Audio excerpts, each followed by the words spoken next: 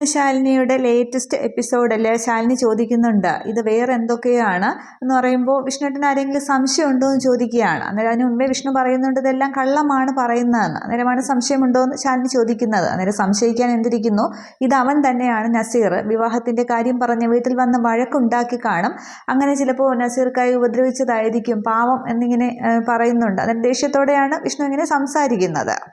ഈ സമയം അവിടെയാണെങ്കിൽ സുബൈർക്കാണെങ്കിൽ കണ്ണ് തുറക്കുന്നുണ്ട്. നൂറ് അടുത്ത് നിൽക്കുന്നുണ്ട്. അന്നേരം പേടിക്കാനൊന്നും ഇല്ല എന്നൊക്കെ നഴ്സുമാർ പറഞ്ഞിട്ട് പുറത്തേക്ക് ഇറങ്ങുമ്പോൾ വിഷ്ണുവും ശാലിനിയും കൂടി ആ റൂമിലേക്ക് കയറുന്നുണ്ട്.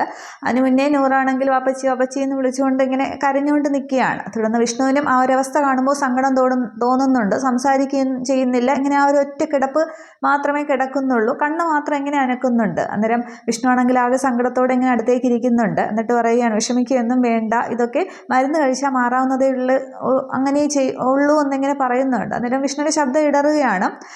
തുടർന്ന് പിന്നെ ശാലിനി ചോദിക്കുന്നുണ്ട് അപ്പോൾ ഉപദ്രവിച്ചത് ആരാണെന്ന് മനസ്സിലായില്ലല്ലേ എന്ന് ചോദിക്കുന്നുണ്ട്. അന്നേരം നൂറിനെ ഇങ്ങനെ നോക്കിയാണ്. വിഷ്ണു പറയുന്നുണ്ട് ഞാൻ ചെന്നപ്പോൾ നൂറ് പറഞ്ഞത് കുളിമുറിയിൽ വീണു എന്നുള്ളതാണ്, പക്ഷെ ഉപദ്രവിക്കാൻ വന്നു എന്നുള്ളത് ഇരുന്നതിൻ്റെ കാരണമൊക്കെ എനിക്ക് മനസ്സിലായി എന്നിങ്ങനെ വിഷ്ണു പറയുന്നുണ്ട്. എന്തായാലും നമുക്ക് കംപ്ലൈൻറ്റ് കൊടുക്കണം, അങ്ങനെ ഉള്ളവരെ വെറുതെ വിടേണ്ട ആവശ്യമില്ല എന്നിങ്ങനെ ശാലിനി പറയുമ്പോഴും നൂറിങ്ങനെ ചോദിക്കുകയാണ്. വാപ്പച്ചി വിഷ്ണുവേട്ടനും ശാലിനി ചേച്ചി ഒക്കെ പറയുന്നത് കംപ്ലൈൻറ്റ് കൊടുക്കണം എന്ന് തന്നെയാണ്. വാപ്പച്ചി എന്താ പറയുന്നത്, വാപ്പച്ചി പറയുന്നത് പോലെ ചെയ്യാം, കംപ്ലൈൻറ്റ് കൊടുക്കണോ എന്നിങ്ങനെ നൂറ് സുബൈർക്കായെ ഇങ്ങനെ കൈപിടിച്ച് ഇങ്ങനെ ചോദിക്കുമ്പോൾ സുബൈർക്കായ അങ്ങ് കണ്ണടക്കുകയാണ്. അന്നേരം വേണ്ട എന്നുള്ള രീതിക്ക് അന്നേരം നൂറ് പറയുന്നുണ്ട് കണ്ടില്ലേ വാപ്പച്ചി വേറെ ആരെയും ദ്രോഹിക്കാനായിട്ട് ആഗ്രഹിക്കുന്നില്ല, വാപ്പച്ചിയുടെ ഇതുകൊണ്ട് വേറെ ആർക്കും ഒന്നും വരരുതെന്നാണ്, ഇങ്ങനെ നല്ലത് ചെയ്താലും വാപ്പച്ചി ഇങ്ങനെയുള്ള ദുരനുഭവങ്ങളാണ് വരുന്നത് എന്നിങ്ങനെ അങ്ങ് നൂറ് പറയുകയാണ്. അന്നേരം വിഷ്ണു അവിടെ നിന്ന് എഴുന്നേറ്റിട്ട് പുറത്തേക്ക് ഇറങ്ങുന്നുണ്ട് ഇങ്ങനെ രണ്ടുപേരെയൊക്കെ നോക്കിയിട്ട്. തുടർന്ന് ശാലിനി പറയുന്നുണ്ട് എന്താവശ്യമുണ്ടെങ്കിലും ഞങ്ങളെ വിളിക്കണം, ഞങ്ങളെ കൊണ്ടാവുന്ന സഹായം എന്തായാലും ചെയ്തു തരുമെന്ന് ശാലിനിയും പറയുന്നുണ്ട്. തുടർന്ന് ശാലിനിയും പുറത്തേക്ക് വിഷ്ണുവിൻ്റെ അടുത്തേക്ക് വരുമ്പോൾ വിഷ്ണുട്ടാന്ന് ഇങ്ങനെ ശാലിനി വിളിക്കുകയാണ്. അന്നേരം ഇത് അവൻ തന്നെയാണ് ചെയ്തിരിക്കുന്നത്, ആ നസീർ, അവനുള്ളത് പോലീസ് കൊടുക്കണ്ട, ഞാൻ തന്നെ കൊടുത്തോളാം എന്ന് പറഞ്ഞ് ആകെ ദേഷ്യയുടെ കയ്യിലേക്ക് മടക്കി കുത്തി ഇങ്ങനെ വിഷ്ണു ഇങ്ങനെ കത്തി ജ്വലിച്ച് നിൽക്കുകയാണ്.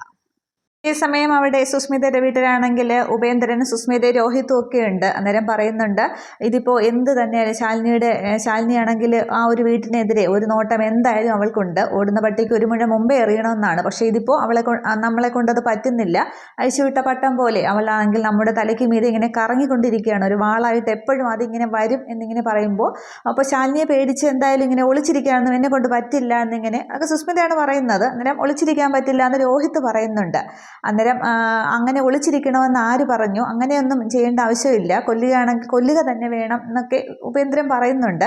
അവളെ നമുക്ക് ആ സ്ഥാനം അങ്ങ് മാറാം എന്നിങ്ങനെ പറയുകയാണ്. അന്നേരം ആ വീടങ്ങ് വിറ്റ് കളയാം എന്നിങ്ങനെ ഉപേന്ദ്രൻ പറയുകയാണ്. വെറുതെ ആ വീട്ടിൽ എന്തായാലും ഒരു ബിസിനസ്സും നടക്കില്ല, ശാലിനിയുടെ കണ്ണ് എന്തായാലും അതിന് മേലെ കാണും, അതുകൊണ്ട് ഒരു ഉപയോഗമില്ലാതെ വീട് എന്തിനായിട്ടിരിക്കുന്നത്, നമുക്കതങ്ങ് വിറ്റ് കളയാം എന്നിങ്ങനെ പറയുമ്പോൾ രോഹിത്തിൻ്റെ സ്വഭാവം മാറുന്നുണ്ട്. രോഹിത് അങ്ങോട്ട് ചാടി എഴുന്നേൽക്കുകയാണ്.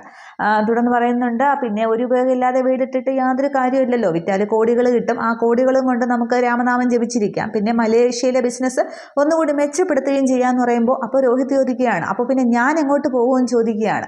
അന്നേരം സുസ്മിത പറയുന്നുണ്ട് അതിനുള്ള ഉത്തരം നീ തന്നെയാണ് കണ്ടെത്തേണ്ടത്, നിന്റെ നിലനിൽപ്പിൻ്റെ ഉത്തരവാദിത്തം നിനക്കാണ് എന്ന് പറയുമ്പോൾ രോഹിത്തിന് സംഭവം കുറേശ്ശെ പിടികിട്ടുന്നുണ്ട്. രോഹിത് പറയണം അപ്പോൾ എനിക്ക് ഇത് തന്നെ വേണം, ഉറ്റവരെയും ഇടവരെയും ഒക്കെ ഉപേക്ഷിച്ചിട്ട് നിങ്ങളെ കൂടെ നിന്നതിന് നിങ്ങൾ എന്നെ തള്ളി പറയുക തന്നെ വേണം, ഇത് ഒരുപക്ഷെ നേരത്തെ ആയിപ്പോയി, ഇത്രയും നേരത്തെ ആവുമെന്ന് ഞാൻ പ്രതീക്ഷിച്ചില്ല, ശ്യാമയും വിഷ്ണുവും ഒക്കെ പറഞ്ഞത് ശരി തന്നെയാണ്, നിങ്ങൾ എന്നെ ചതിക്കുകയായിരുന്നല്ലേ എന്നിങ്ങനെ പറയുമ്പോൾ ആദ്യം സുസ്മിത മിണ്ടുന്നില്ല, പക്ഷേ സുസ്മിതയ്ക്ക് പിന്നീട് ഉള്ളിലുള്ളത് മൊത്തം അങ്ങോട്ട് വെളിയിൽ വരികയാണ്. അപ്പോൾ സുസ്മിത ഇരുന്നിട്ട് ചോദിക്കുകയാണ് പിന്നെ നീ എന്താണ് കരുതിയത്, നിന്നെ അവിടെ രാജാവായിട്ട് വാഴിക്കുമെന്നോ, നമ്മളൊക്കെ ചെയ്യുന്നതിന് മുന്നിലേക്ക് ഇട്ട് കൊടുക്കാനായിട്ട് ഒരായുധം പോലെ ഒരാൾ വേണമായിരുന്നു, അതിന് തന്നെയാണ് നിന്നെ പ്രയോജനപ്പെടുത്തിയത് എന്നിങ്ങനെ സുസ്മിത വെട്ടി തുറന്ന് പറയുന്നുണ്ട്.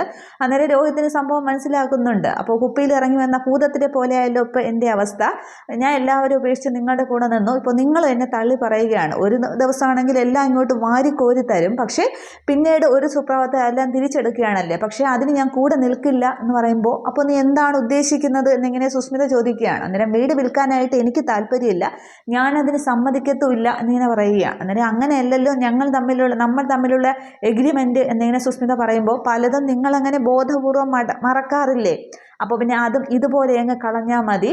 അതെന്തായാലും വീട് വിൽക്കാനായിട്ട് അത് വിറ്റിട്ട് ഞാൻ എന്തായാലും ഒന്നിനും ഉദ്ദേശിക്കുന്നില്ല, അവിടെ വിൽക്കുന്നതൊഴിച്ച് അവിടെ വേറെന്തിനും ഞാൻ കൂടെ ഉണ്ടാകും എന്നിങ്ങനെ പറഞ്ഞിട്ട് രോഹിത് ദേഷ്യത്തോടെ അവിടെ നിന്ന് ഇറങ്ങി പോകുന്നുണ്ട്. അന്നേരം രോഹിത്തിന് അവിടെ മനസ്സിലാവുകയാണ്, സുസ്മിതയും അവരുടെ വായിൽ നിന്ന് തന്നെ കേട്ടപ്പോൾ തന്നെ അവർ ചതിക്കുകയായിരുന്നു എന്നുള്ളത് രോഹിത് അവിടെ വിശ്വസിക്കുന്നുണ്ട്. പലതവണ ശ്യാമയും വിഷ്ണുവും ശാലിനിയും ഒക്കെ പറഞ്ഞിട്ടും വിശ്വസിക്കാത്തത് തന്നെ ആ ഒരു മുന്നിൽ അവർ വെട്ടി തുറന്ന് പറഞ്ഞപ്പോൾ രോഹിത് അവിടെ വിശ്വസിക്കുകയാണ്. തുടർന്ന് സുസ്മിത ഉപേന്ദ്രനോട് പറയുന്നുണ്ട്, തിരിഞ്ഞു കൊത്തുകയാണല്ലോ എന്ന്. അന്നേരം പാമ്പ് തിരിഞ്ഞു തന്നെ കൊത്തി. ഇനി നമ്മൾ കൊടുത്ത പാല് തിരിച്ചെടുക്കുകയാണ് വേണ്ടത്. അതിന് എങ്ങനെ വേണമെന്ന് അവൻ്റെ മുന്നോട്ടുള്ള പോക്ക് കണ്ടിട്ട് നമുക്ക് തീരുമാനിക്കാം. എന്നെ ചതിക്കാനാണ്, നമ്മളെ ചതിക്കാനാണ് തീരുമാനമെങ്കിൽ അവൻ്റെ 16 ഉണ്ടിട്ടേ ഞാൻ ഈ നാട്ടിൽ നിന്ന് പോകൂ എന്നിങ്ങനെ ഉപേന്ദ്രൻ പറയുന്നുണ്ട്. അന്നേരം ആ ഒരു പിന്നെ രോഹിത്തിനെ കൊല്ലാമെന്നുള്ളൊരു തീരുമാനം തന്നെയാണ് അവിടെ ഉപേന്ദ്രൻ പറയുന്നത്. സുസ്മിത അതിങ്ങനെ ദേഷ്യത്തോടെ അല്ല അത് അങ്ങനെ നടപ്പിലാക്കുമെന്നുള്ള രീതിക്ക് സുസ്മിത കേട്ട് നിൽക്കുന്നുണ്ട്. അതേസമയം വിഷ്ണുവും കമലിനും കൂടി ഓട്ടോയിലാണെങ്കിൽ നസീറിൻ്റെ ഒരു താവളത്തിലേക്ക് എത്തുന്നുണ്ട്. അവിടെ എത്തുമ്പോൾ നസീറിൻ്റെ ജീപ്പ് ഫ്രണ്ടിൽ കിടക്കുന്ന കാണുകയാണ്. അന്നേരം ഇത് അവൻ്റെ വണ്ടിയല്ലേ, അവൻ ഇവിടെ തന്നെ കാണും എന്ന് പറഞ്ഞിട്ട് അവരിങ്ങനെ അകത്തേക്ക് കയറുന്നുണ്ട്. അന്നേരം നസീറും ഒരു 2 കൂട്ടുകാരും കൂടി അതിനകത്തുണ്ട്. അവരിങ്ങനെ നമ്മുടെ നീക്കങ്ങളിനി ഓരോന്നും അറിഞ്ഞു വേണം എന്നൊക്കെ പറഞ്ഞ് ചർച്ച ചെയ്തുകൊണ്ട് നിൽക്കുമ്പോൾ വിഷ്ണു ഇങ്ങനെ അകത്തേക്ക് ചെല്ലുകയാണ്. അന്നേരം വിഷ്ണു ചെന്നിട്ട് നീ എന്താടാ ഇവിടെ എന്നിങ്ങനെ നസീർ ചോദിക്കുകയാണ്. അത് വിഷ്ണുവിന് ആദ്യമേ ഇഷ്ടപ്പെടുന്നില്ല. എന്നിട്ട് വിഷ്ണു പറയുകയാണ്, എനിക്ക് നിന്നോട് കുറച്ച് കാര്യം സംസാരിക്കാനുണ്ട് എന്ന് പറയുമ്പോൾ എന്തോ കേട്ടില്ല എന്ന് പറഞ്ഞിട്ട് നസീർ കളിയാക്കുകയാണ്. അന്നേരം അല്ല എനിക്ക് കുറച്ച് കാര്യം പറയാനുണ്ട് എന്ന് പറയുമ്പോൾ ഈ നസീർ ആണെങ്കിൽ കൂട്ടുകാരോട് പറയുന്നുണ്ട്, അതെ ഇവന് എന്തോ പറയാനുണ്ട്, അത് നിങ്ങൾ കേട്ടേരാ, ഞാൻ പോകണമെന്ന് പറഞ്ഞിട്ട് നസീർ പോകാൻ തുടങ്ങുമ്പോൾ ഈ നസീറിനെ വിഷ്ണു ഇങ്ങനെ പിടിച്ച് നിർത്തുന്നുണ്ട്. അന്നേരം അത് മറ്റേ കൂട്ടുകാർക്ക് അങ്ങോട്ട് ഇഷ്ടപ്പെടുന്നില്ല. അവരാണെങ്കിൽ അങ്ങോട്ട് വിഷ്ണുവിനെ അടിക്കാനായിട്ട് വരുന്നുണ്ട്. തുടർന്ന് വിഷ്ണു അവരെ അടിക്കുന്നുണ്ട്. കമലിനും ഒക്കെ ചേർന്ന് അടി കൂടുകയാണ്. അപ്പം നസീർ ആണെങ്കിൽ വിഷ്ണുവിനെ ആദ്യം ഒരു അടി അടിക്കുന്നുണ്ട്. അതിനുശേഷമാണെങ്കിൽ വിഷ്ണു നന്നായിട്ട് നസീറിനെ പെരുമാറുകയാണ്. എന്നിട്ട് പറയുന്നുണ്ട്, അപ്പം മറ്റവരിങ്ങോട്ട് ചാടാൻ തുടങ്ങുമ്പോൾ നിൽക്കുക എന്ന് പറഞ്ഞിട്ട് വിഷ്ണു സംസാരിക്കുകയാണ്. വിഷ്ണു പറയുന്നുണ്ട്, ഞാനൊരു ഫോൺ കോൾ ചെയ്താൽ 3 ഓട്ടോ സ്റ്റാൻഡിലെ ഓട്ടോക്കാർ ഇവിടെ എത്തും. സാധാരണക്കാരുടെ കൈയുടെ ചൂടറിയാമല്ലോ, നിങ്ങളുടെ പളവളാന്നുള്ള കൈയുടെ അടിയേക്കാളും ബെറ്റർ ആയിരിക്കും എന്നിങ്ങനെ പറയും. അത് വേണോ എന്ത് വേണം എന്നുള്ളത് നിങ്ങൾക്ക് തന്നെ തീരുമാനിക്കാം, എന്താടാ വേണ്ടത് പറ എന്നിങ്ങനെ പറയുമ്പോൾ ഈ 2 പേര് നോക്കിക്കൊണ്ട് നിൽക്കുന്നേ ഉള്ളൂ. അന്നേരം മാറിയിക്കട എന്നിങ്ങനെ പറയുമ്പോൾ അവരിങ്ങനെ 2 സ്റ്റെപ്പ് പുറകിലേക്ക് വെക്കുന്നുണ്ട്. തുടർന്ന് കമലിനോട് പറയുകയാണ്, ചേട്ടന്മാർക്കൊരു കമ്പനി കൊടുത്തതെന്ന് പറയുമ്പോൾ കമൽ ഇവരെ തന്നെ ഇങ്ങനെ സൂക്ഷിച്ച് നോക്കി നിൽക്കുകയാണ്. തുടർന്ന് നസീറിനോട് പറയുന്നു, നിനക്ക് എന്താ വേണ്ടത് എന്നിങ്ങനെ വീണ്ടും നസീർ ചോദിക്കുമ്പോൾ പറയുന്നുണ്ട്, നീ എൻ്റെ വീട്ടിൽ നിന്നും വിദഗ്ധമായി അടിച്ചു മാറ്റിയ 10 ലക്ഷം രൂപ എന്നിങ്ങനെ വിഷ്ണു ചോദിക്കുമ്പോൾ തന്നില്ലെങ്കിലോ എന്ന് പറയുകയാണ്.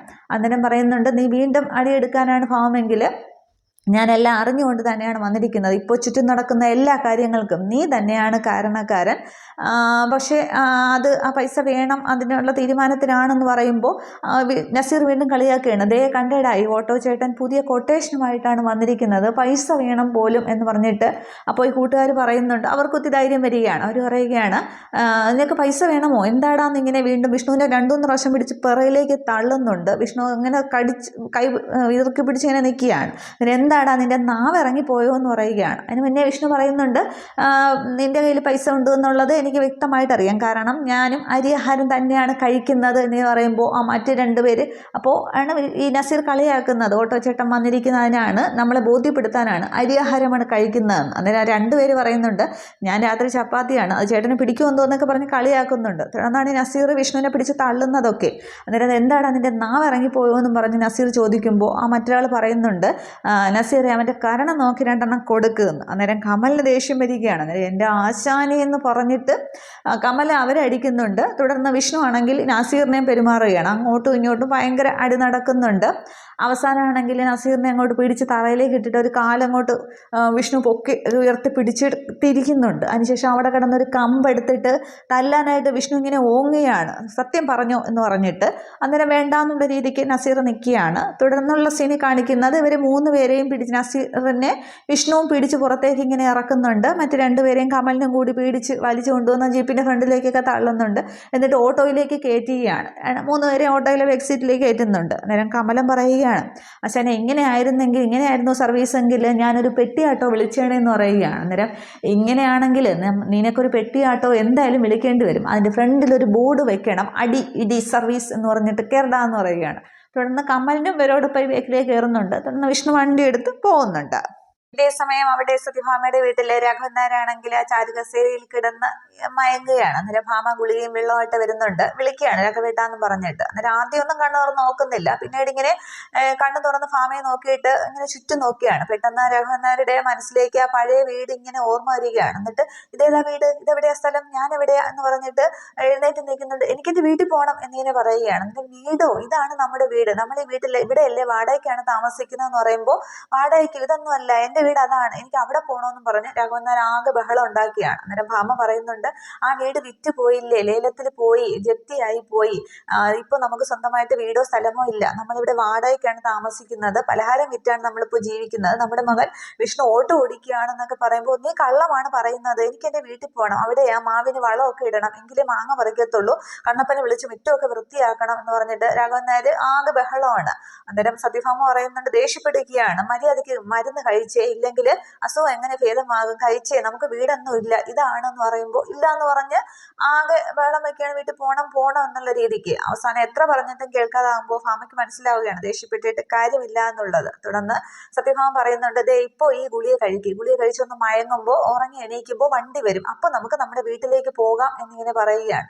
അതിന് മുന്നേ പറയുന്നുണ്ട്, അവിടെ സുസ്മിതയും ചന്ദ്രബോസും ഒക്കെയാണ് താമസിക്കുന്നത്, നമ്മളെ അകത്തേക്ക് കയറ്റില്ല എന്ന് പറയുമ്പോൾ നീ കള്ളമാണ് പറയുന്നത്, എനിക്ക് വീടുണ്ട് എന്നൊക്കെ തർക്കിക്കുന്നുണ്ട്. അതിനുശേഷമാണ് ഗുളിക കൊടുക്കുന്നത്. അന്നേരം കഴിച്ചാൽ പോകുമോ എന്ന് ചോദിക്കുകയാണ്. അന്നേരം ഉറങ്ങി എണീക്കുമ്പോൾ പോകാന്ന് പറയുകയാണ്. അന്നേരം ഒന്ന് ഗുളികയും വെള്ളമൊക്കെ കൊടുത്തിട്ട് എവിടേക്ക് ഇരിക്കി ചെറുതായിട്ടൊന്ന് മയങ്ങുമെന്ന് പറയുകയാണ്. അന്നേരം പോവുമല്ലോ എന്ന് പറഞ്ഞിട്ടാണ് രാഘവൻ നായർ കഴിക്കുന്നത്. ഒരു കൊച്ചുകുട്ടികളെ പോലെയാണ് പെരുമാറുന്നതൊക്കെ. അന്നേരം തുടർന്ന് രാഘവൻ നായർ വീണ്ടും അങ്ങ് മയങ്ങുന്നുണ്ട്. അന്നേരം ഭാമ ഇങ്ങനെ വിഷമിക്കുകയാണ്, ഈശ്വര ഞാൻ എങ്ങനെയാ രാഘവേട്ടനെയൊക്കെ പറഞ്ഞ് കാര്യങ്ങൾ മനസ്സിലാക്കുന്നതെന്നും പറഞ്ഞിട്ട് ഭാമ വിഷമിച്ച് നിൽക്കുന്നുണ്ട്.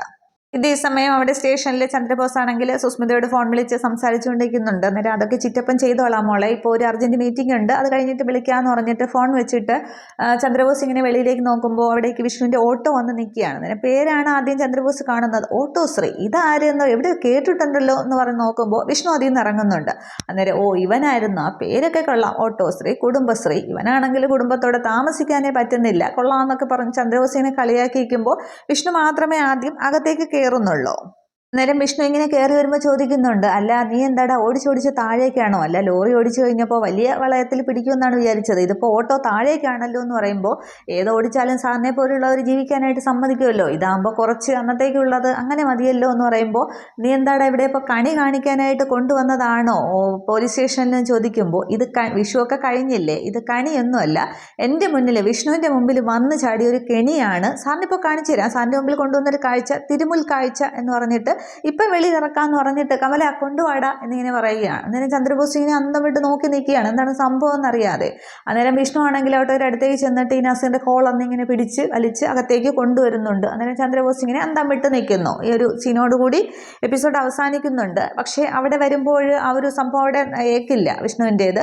അതായത് ഈ ചന്ദ്രബോസിൻ്റെ സുഹൃത്തിൻ്റെ മകനാണ് ഈ നസീർ എന്ന് പറയുന്നത്, അബൂബക്കറിൻ്റെ. അപ്പോൾ അവിടെ ഒരു കേസ് എടുക്കാനായിട്ട് ചന്ദ്രബോസ് തയ്യാറാകില്ല, ആരും പരാതിയും കൊടുത്തിട്ടില്ലല്ലോ ഈ സുബൈറിൻ്റെ ഭാഗത്ത് നിന്നോ നൂറിൻ്റെ ഭാഗത്ത് നിന്നോ. പക്ഷേ വിഷ്ണുവിടെ ചന്ദ്രബോസിനെ വെല്ലുവിളിച്ചിട്ട് പോവുകയാണ് ചെയ്യുന്നത്. അതിനുശേഷമാണ് ഇനി രാഘവൻ നായരാണെങ്കിലും ഇവിടെ ഉറങ്ങി എണീക്കുമ്പോൾ ഇറങ്ങിപ്പോകുന്ന സീനുകളും വിഷ്ണു പിന്നെ അന്വേഷിച്ച് വരുന്നതും.